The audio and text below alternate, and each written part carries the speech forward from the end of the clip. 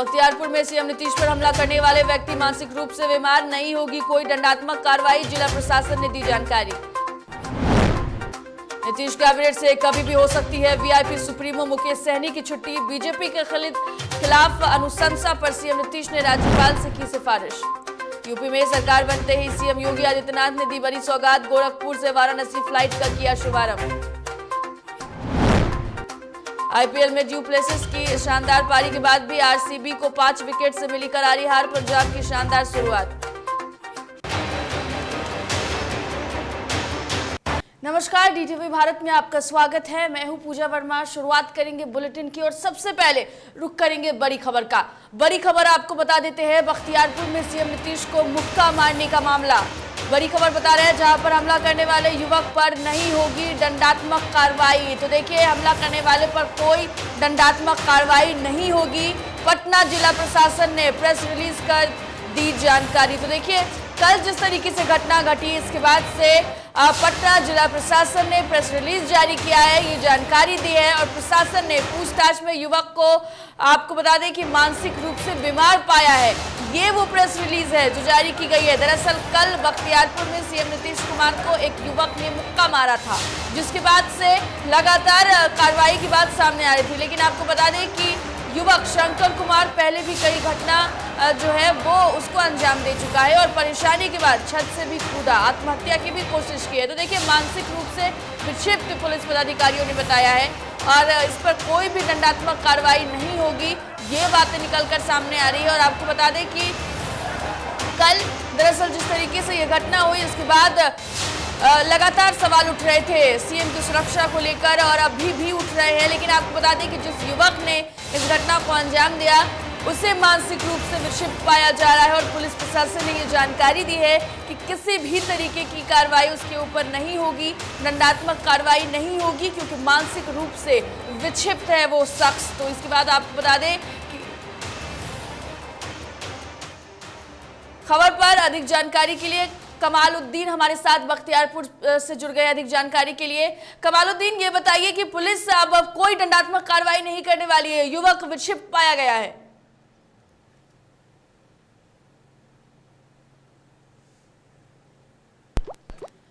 तो हमारा संपर्क टूट गया है। देखिए, आपको बड़ी खबर इस वक्त ही बता रहे हैं जहां पर सीएम नीतीश को मुक्का मारने का मामला सामने आया था और ऐसे में पुलिस पदाधिकारियों की तरफ से एक प्रेस रिलीज जारी की गई है।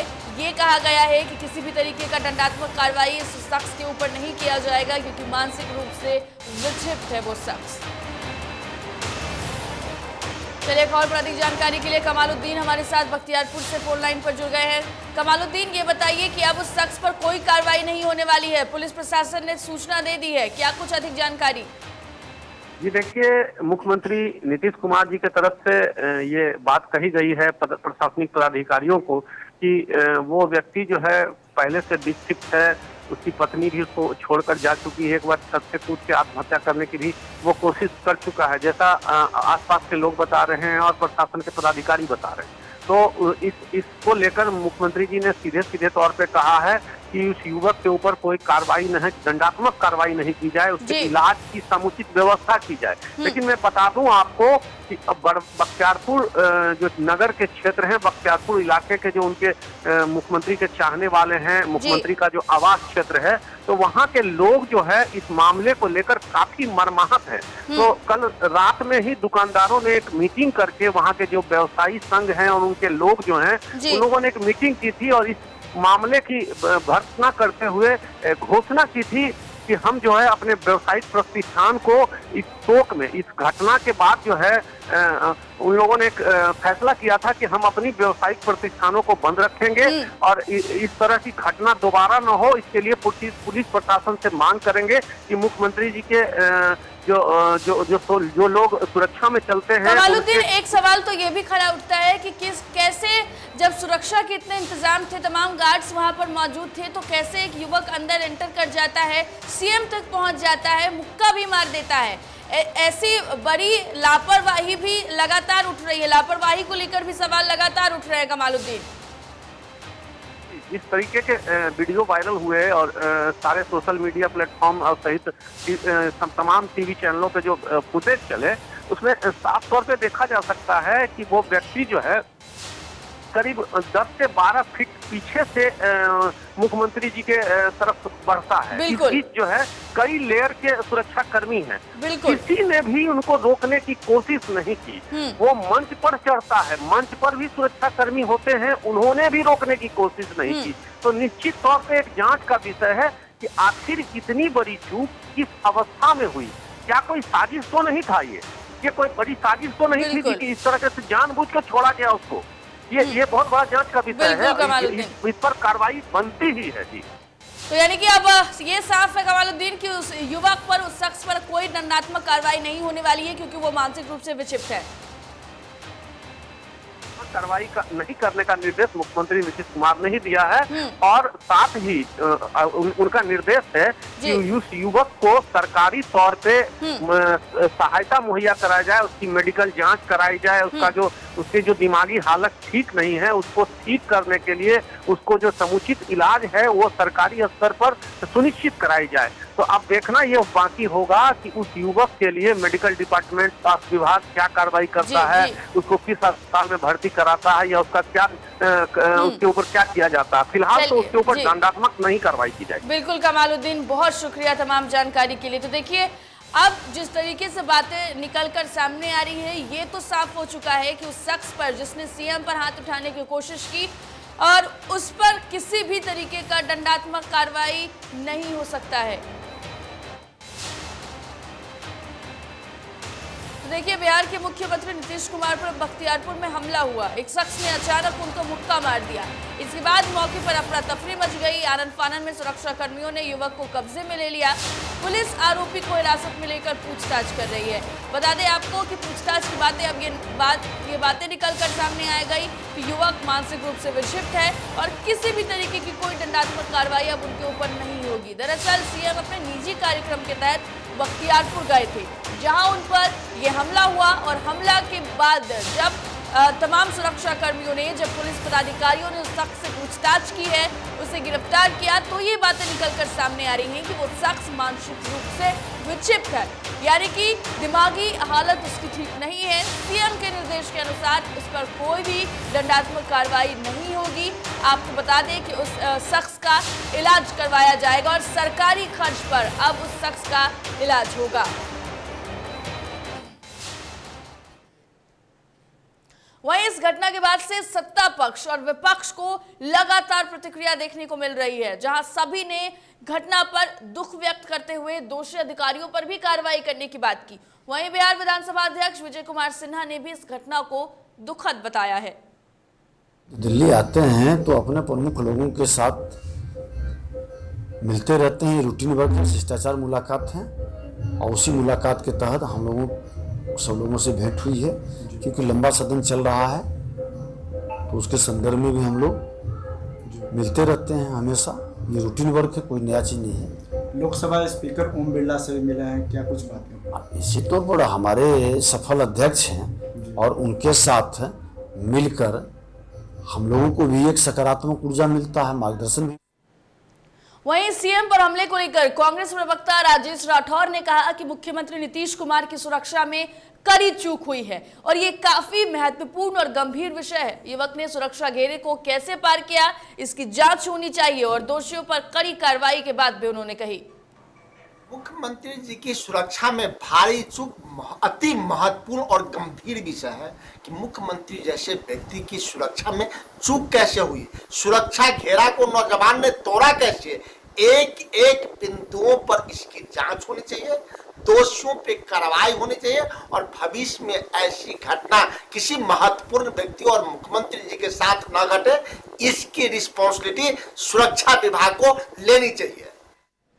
चलिए एक बड़ी खबर इस वक्त की आपको बता देते हैं। बीजेपी से बगावत करने वाले संकट में मुकेश सहनी, बड़ी खबर आपको बता रहे हैं, जहां पर मुकेश सहनी की कभी भी हो सकती है मंत्रालय से छुट्टी। तो मुकेश सहनी की मंत्रालय से कभी भी छुट्टी हो सकती है। सीएम ने राज्यपाल से बर्खास्त करने की दी अनुशंसा।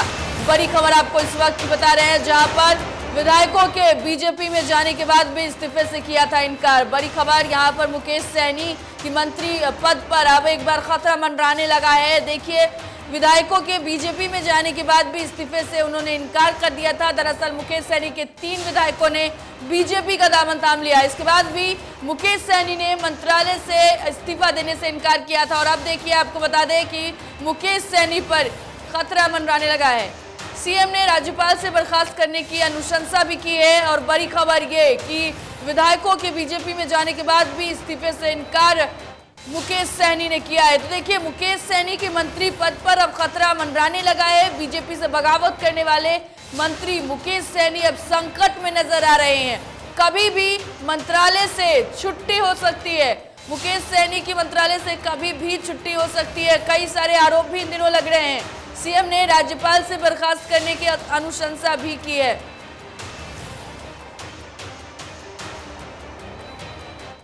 खबर पर अधिक जानकारी के लिए हमारे संवाददाता उत्कर्ष हमारे साथ जुड़ गए हैं। उत्कर्ष, मुकेश सहनी की मंत्रालय पद कभी भी खतरे में है, कभी भी मंत्री पद से छुट्टी हो सकती है।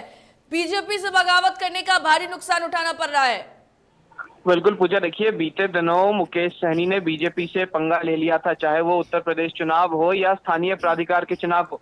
हालांकि जो समय उनका ज्यादा खराब उस समय आया जब उन्होंने विधानसभा सीट से अपने उम्मीदवार का नामांकन करा दिया, जिसके बाद आनन फानन में बीजेपी ने उनके तीनों विधायकों को अपने पाले में कर लिया। हालांकि कल संजय जायसवाल ने बयान देते हुए कहा है कि मत्स्य विभाग में कई जो घुसखोरी वाली बातें हैं वो सामने आई हैं। कई जगहों पर ये भी देखा गया है कि जो काम है वो मंत्री ने नहीं किया है। कई जगह पैसे मारने की बात आई है। इन तमाम चीजों को लेकर उन्होंने मंत्रिमंडल को लेकर भी बातें की हैं। मुख्यमंत्री नीतीश कुमार को भी कहा है कि वो एनडीए के हिस्सा नहीं है मुकेश सहनी, और इसको लेकर जो बातें सामने आ रही थी, इसके बाद राज्यपाल को भी ज्ञापन सौंपा गया। हालांकि आज विधानसभा अध्यक्ष आज सदन में आएंगे, उसके बाद ये देखना होगा कि क्या उन्हें मंत्री पद से इस्तीफा देना पड़ता है, राज्यपाल की तरफ से इस्तीफे को मंजूर किया जाता है। हालांकि मुकेश सहनी ने पहले ही कह दिया था कि जब तक मुख्यमंत्री नहीं चाहेंगे तब तक मैं इस्तीफा नहीं दूंगा।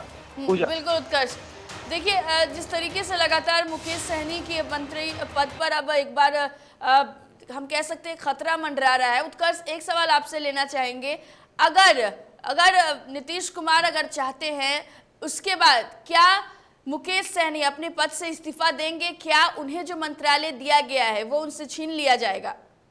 बिल्कुल पूजा, जो स्थितियां बन रही हैं, जो लगातार घटनाक्रम देखा जा रहा है, बीजेपी लगातार जो मुकेश सहनी पर है वो हावी है, पलटवार कर रही है। और ऐसे में मुख्यमंत्री कोई भी ऐसा निर्णय नहीं लेंगे जिससे बीजेपी और जेडीयू के बीच दरार आए। ऐसे में मुख्यमंत्री का संभवतः ये जरूर है कि आज से कल तक में इस्तीफा ले लेंगे मुकेश सहनी का। हालांकि जब अमित शाह बिहार दौरे पर आएंगे तब भी ये बातें निकल के आ रही हैं कि मंत्रिमंडल का विस्तार होगा, जहां पर बीजेपी के कई मंत्री जो है वो बदले जाएंगे और जो पशु एवं मत्स्य विभाग है वो भी अब बीजेपी कोटे में चला जाएगा। कर्ष, बहुत शुक्रिया तमाम जानकारी के लिए। तो देखिए, सीएम ने राज्यपाल से बर्खास्त करने की अनुशंसा की है। तो बीजेपी से बगावत करने वाले वीआईपी चीफ मुकेश सहनी की नीतीश मंत्रिमंडल से छुट्टी होने जा रही है। बिहार के मुख्यमंत्री नीतीश कुमार ने राज्यपाल फागू चौहान से उनको बर्खास्त करने की अनुशंसा की है। इसके साथ ही ये तय हो गया है कि अब वे बतौर पशुपालन मंत्री नीतीश कैबिनेट का हिस्सा नहीं रहेंगे। हालांकि इसकी चर्चा तब से शुरू थी जब वीआईपी के तीनों विधायकों के बीजेपी में शामिल होने के बावजूद सहनी ने कहा था कि वे मंत्री पद से इस्तीफा नहीं देंगे। सीएम अगर चाहते तो उनको बर्खास्त कर सकते हैं। देखिए, कभी भी मंत्री पद से छुट्टी हो सकती है मुकेश सहनी की। बीजेपी से बगावत के बाद लगातार स्थितियां ऐसी बन पड़ी है।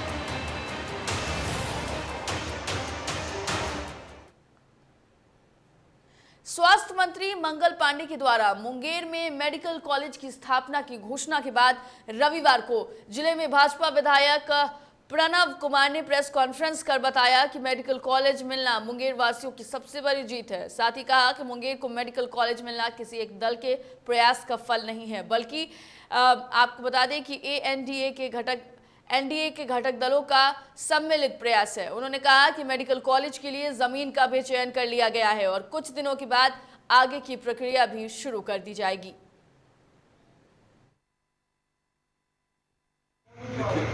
मुंगेर के लोगों के लिए बड़ी हर्ष की बात है। जो मुंगेर का चिर परिचित मांग था मेडिकल उनको पहले तक तो मंच पे, प्रेस में, अन्य जगह पर मेडिकल कॉलेज खोलने की घोषणा होते रहा, लेकिन विधिवत रूप से सदन में मुख्यमंत्री जी के निर्देश पे माननीय स्वास्थ्य मंत्री जी ने मेडिकल कॉलेज खोलने की घोषणा किया। घोषणा ही नहीं, वित्त विभाग द्वारा पहला चरण का जो राशि है वो भी उपलब्ध कराया है। और यहाँ पर वक्त एक छोटे से ब्रेक का, जल्द लौटेंगे।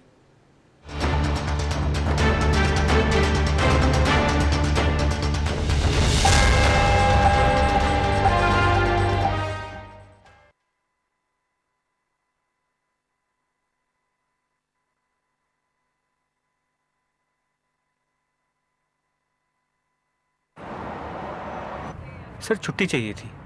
क्यों? गांव के सारे घर कच्चे थे, बाढ़ में ढह गए, मेरा भी। Good morning sir. देखिए, बुनियाद भी पक्की, आपका नया घर भी पक्का, सालों साल चलेगा सर। ठीक है, ले लो छुट्टी।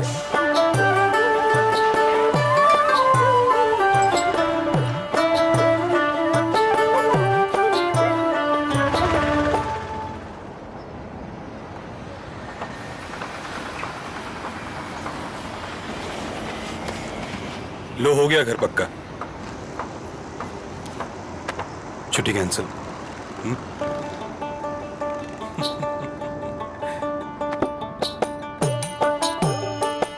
सच्ची खुशी वही होती है जिसकी बुनियाद दूसरों की खुशी में हो।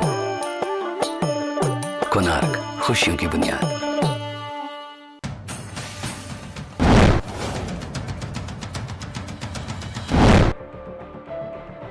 बात होगी सत्ता की, बात करेंगे व्यवस्था की। वादे नारे कहां गुम हो गए जनाब? किसान, मजदूर, नौजवान सब हैं परेशान।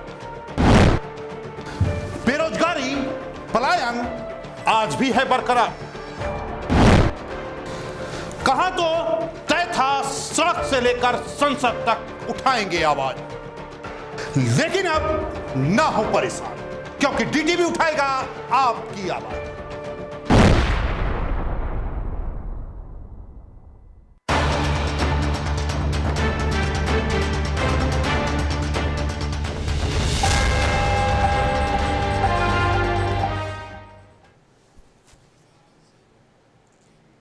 ब्रेक के बाद स्वागत है। ब्रेक के बाद बड़ी खबर आपको इस वक्त की गोपालगंज से बता देते हैं। बड़ी खबर सामने आ रही है, जहां आपको बता दें कि गोपालगंज में वाहन जांच के दौरान उत्पाद विभाग को बड़ी सफलता हाथ लगी है। बड़ी खबर इस वक्त की आपको बता रहे हैं, जहां पर वाहन जांच के दौरान इको स्पोर्ट्स कार से 3 करोड़ उत्पाद विभाग ने 2 लोगों को हिरासत में भी लिया है और पूछताछ जारी है। बड़ी खबर आपको इस वक्त की बता रहे हैं, जहां पर हिरासत में लिए गए सभी आरोपी और राजस्थान के बीकानेर निवासी हैं। सभी आरोपी को हिरासत में लिया गया है। आपको बता दें कि जिला के कुचायकोट थाना क्षेत्र के बलथड़ी चेक पोस्ट का ये मामला है, जहां पर बड़ी सफलता यहाँ पर उत्पाद विभाग को हाथ लगी है। आपको बता दें कि वाहन जांच के दौरान ये सफलता हाथ लगी है। 3 करोड़ रुपए नगद पुलिस ने यानी कि उत्पाद विभाग ने बरामद किए हैं और वाहन जांच के दौरान इको स्पोर्ट्स कार से 3 करोड़ रुपए नगद बरामद किए गए हैं। बड़ी इस वक्त हम कह सकते हैं कि सफलता पुलिस को हाथ लगी है। गोपालगंज का ये मामला,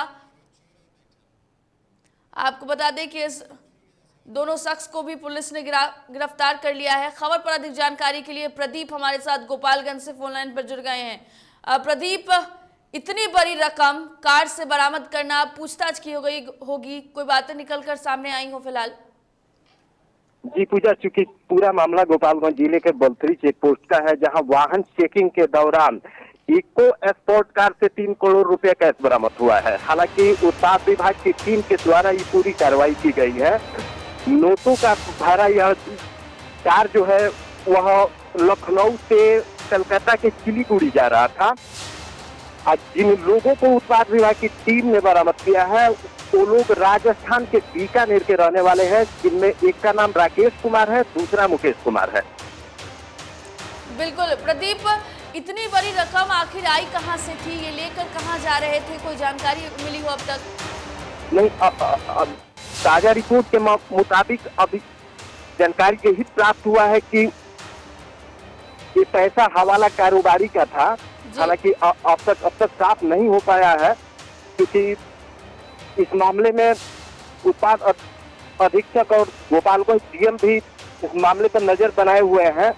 आयकर विभाग को भी इसकी सूचना दी गई है। जी चलिए प्रदीप, बहुत शुक्रिया तमाम जानकारी के लिए। तो देखिए, पुलिस फिलहाल इस पूरे मामले में जांच कर रही है कि आखिर इतनी बड़ी रकम लेकर ये शख्स जा कहाँ रहे थे, कहाँ से इतनी बड़ी रकम इनके कार में आई। तो तमाम कोशिश पुलिस के द्वारा जारी है कि आखिर क्या कुछ पूरा मामला है, किस तरीके से ये लेकर जो पैसे हैं वो जा रहे थे। तो तमाम चीज़ों की जाँच पुलिस फिलहाल कर रही है, लेकिन उत्पाद विभाग को यहाँ पर बड़ी सफलता हाथ जरूर लगी है। हम लोग का यहाँ बलथरी चेक पोस्ट पर नियमित रूप से वाहन जांच होता है, तो वही जांच के क्रम में एक शंका के आधार पर एक कार को रोका गया। इको स्पोर्ट कार है। पीछे जब इसको खोल के देखा गया तो इसमें बिल्डिंग किया हुआ था, पीछे का तहखाना बनाया गया था। तो लगा कि इसमें शराब है, मगर जब देखा गया तो इसमें कुछ पैसे का गड्डी दिखाई पड़ा। ड्राइवर से जब पूछताछ किया गया तो उसके द्वारा बताया गया कि हाँ, इसमें पैसा है, और बताया कि 3 करोड़ रुपया है। बक्सर में विश्वामित्र की तपोभूमि में जश्न का माहौल है। आपको बता दें कि उनके जन्मोत्सव पर एक बड़ा कार्यक्रम आयोजित किया गया है। दरअसल विश्वामित्र की तपोभूमि बक्सर में विश्वामित्र महोत्सव का आयोजन बड़े धूमधाम से मनाया जा रहा है। ऐसे में कला, संस्कृति एवं युवा विभाग के द्वारा किला मैदान में आयोजित विश्वामित्र महोत्सव के दौरान कलाकारों ने अपनी प्रस्तुतियों से समा बांध दिया। आपको बता दें कि इस महोत्सव के दरमियान कई सारे कलाकारों ने अपनी प्रस्तुति भी दी है।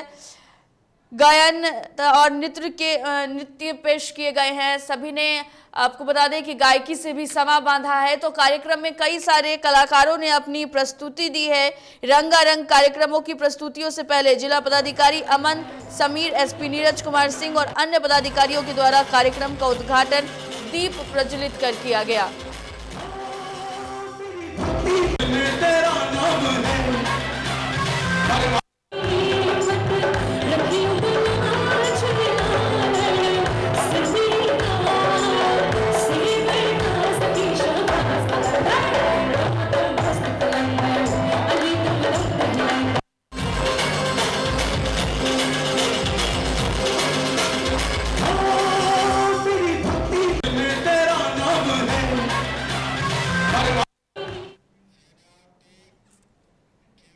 मुख्यमंत्री योगी आदित्यनाथ ने वर्चुअल माध्यम से गोरखपुर से वाराणसी के लिए उड़ान सेवा शुरू करते हुए फ्लाइट की सौगात दी है। नई उड़ान के तहत आपको बता दें कि 78 सीटर विमान से यात्रियों को सिर्फ 20 से 25 मिनट में गोरखपुर से वाराणसी पहुंचाने की सुविधा मिलेगी। इस वर्चुअल उद्घाटन में केंद्रीय नागरिक एवं उद्यान मंत्री ज्योतिरादित्य सिंधिया ग्वालियर से जुड़े, जबकि केंद्रीय नागरिक उद्यान, सड़क परिवहन और राजमार्ग राज्य मंत्री जनरल वीके सिंह दिल्ली से जुड़े थे। इस मौके पर सीएम योगी ने कहा है कि आज पीएम मोदी के उस संकल्प की पूर्ति होते हुए दिख रही है जिसमें उन्होंने ये कहा था कि हवाई चप्पल पहनने वाला भी हवाई जहाज की यात्रा करेगा। उन्होंने कहा कि अब उत्तर प्रदेश के 9 एयरपोर्ट शुरू हो चुके हैं।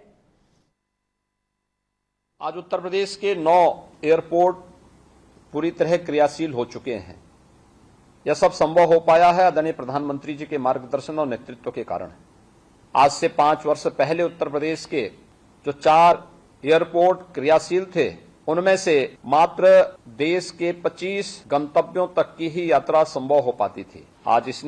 आज देश के अंदर वायु क्षेत्र में जिस तेजी के साथ विकास हुआ है, उत्तर प्रदेश आज उसका एक बेहतरीन उदाहरण प्रस्तुत कर रहा है। हम वर्तमान में प्रदेश में 75 गंतव्यों तक उत्तर प्रदेश से प्रदेश के और देश के विभिन्न शहरों की यात्रा कर सकते हैं। लखनऊ में बसपा की बैठक हुई जिसमें एक बड़ा फैसला लिया गया है। भीम राज्यभर ही बसपा के प्रदेश अध्यक्ष रहेंगे। वहीं यूपी में 3 प्रभारी होंगे। आपको बता दें कि मुनकाद अली, विजय प्रताप और राजकुमार गौतम, वहीं आकाश आनंद को राष्ट्रीय कोऑर्डिनेटर बनाया गया है। फिलहाल पूरा संगठन पहले की तरह ही काम करेगा। वहीं अन्य राज्यों की तरह 3 दिन शीर्ष प्रभारी अब यूपी में भी रहेंगे।